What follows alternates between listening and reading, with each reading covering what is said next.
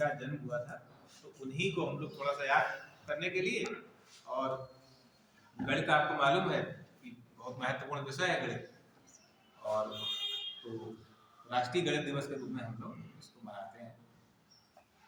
तो उसी वजह से हम लोग यहाँ पे एकत्रित हुए कि कम से कम गणित का हमें कुछ ज्ञान प्राप्त हो।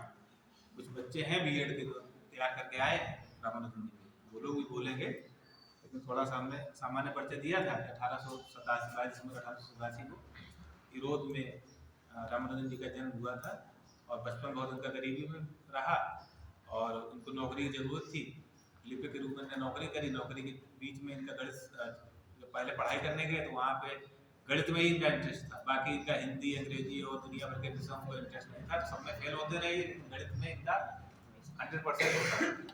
अगर वही वाला हाल में अगर 100 सवाल दिए गए हैं, 100 में एक आ गया कि 50 करने, तो 100 वो हल कर देते थे। तो आजीविका चलाने के लिए नौकरी की जरूरत पड़ी। जब नौकरी करने गए तो वहाँ पे क्लर्क के रूप में जब नौकरी करी इन्होंने, तो वहाँ पे क्लर्क के साथ साथ वहाँ पे कुछ प्रमेय सॉल्व करते थे बीच में, तो एक उनके अधिकारियों ने देख लिया। भाई उस टाइम अंग्रेजों की सत्ता थी, आपको मालूम ही होगा, हमें मालूम है कि उस टाइम पर अंग्रेजों का ही टाइम रहा होगा। तो प्रोफेसर हार्डी जो कि गणितज्ञ थे, उन्होंने देखा कि तो बहुत महत्वपूर्ण प्रमेयों को सॉल्व कर रहे हैं, तो उन्होंने इनको मद्रास विश्वविद्यालय में एडमिशन पहले दिलाया, थोड़ी पढ़ाई कराई, उसके बाद फिर वहाँ से उनको फेलोशिप दिलाया। फेलोशिप के माध्यम से उनको कैम्ब्रिज विश्वविद्यालय इंग्लैंड में ले गए, और वहाँ पे कुछ जो प्रमेय, कुछ ऐसे कुछ अनुत्तरित प्रश्न थे, जो कि प्रश्न तो थे लेकिन उनका समाधान नहीं था, उन्होंने उनका समाधान किया और प्रमेयों को उन्होंने सॉल्व किया।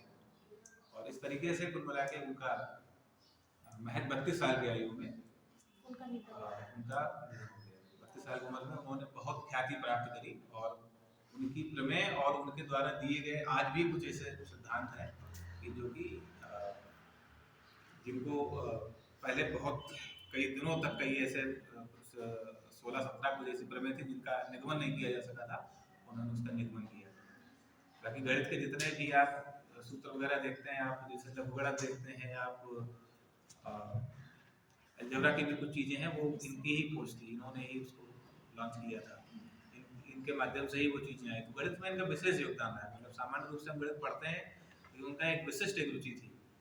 सामान्य अंकगणित की बात नहीं कर रहे हम लोग, उसके ऊपर की बात कर रहे हैं, कैलकुलस की बात कर रहे हैं। कैलकुलस इन्हीं की देन थी, कैलकुलस यही लाए थे कि किस तरीके से अवकलन करना है, किस तरीके से समाकलन करना है, ये उनकी ही खोज थी। आप जब देखेंगे तो उनका ये चीज़ मिलेगी।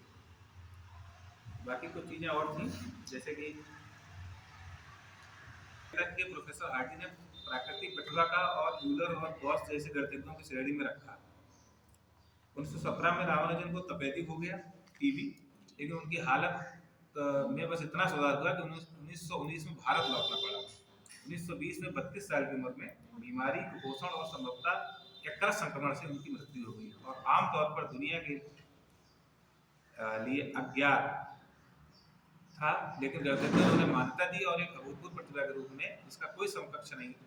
रामानुजन अपने पीछे 3 नोटबुक और पृष्ठों का एक समूह छोड़ गए, जिन्हें खोई हुई नोटबुक भी कहा जाता है। इसमें कई अप्रकाशित परिणाम थे जिन्हें गणितज्ञों ने उनकी मृत्यु के बाद लंबे समय तक सत्यापित जारी रखा। अपने छोटे जीवन काल के दौरान रामानुजन ने स्वतंत्र रूप से लगभग 3900 परिणाम, ज्यादातर पहचान और समीकरण से संबंधित संकलित किए। उनके अधिकांश परिणाम अभी साबित हो चुके हैं। नोबेल पुरस्कार विजेता खगोल शास्त्री सुब्रमण्यम चंद्रशेखर ने एक बार बताया था कि कैसे रामानुजन की सफलता ने आधुनिक भारत के संस्थापकों का आत्मविश्वास बढ़ाया। दिसंबर 2011 में ये पहले नहीं मनाया जाता था। दिसंबर 2011 में भारत सरकार ने उस टाइम ऐसा निर्णय लिया कि इनको कैसे याद रखा जाए। तो हमारे राहुल भी आर्यभट्ट भी हुए हैं, बहुत से गणितज्ञ हुए हैं, तो इनको कैसे याद रखा जाए, इसलिए बस 2011 में उनके योगदान को मान्यता देते हुए भारत सरकार ने घोषणा की कि रामानुजन के जन्म दिवस 22 दिसंबर को हर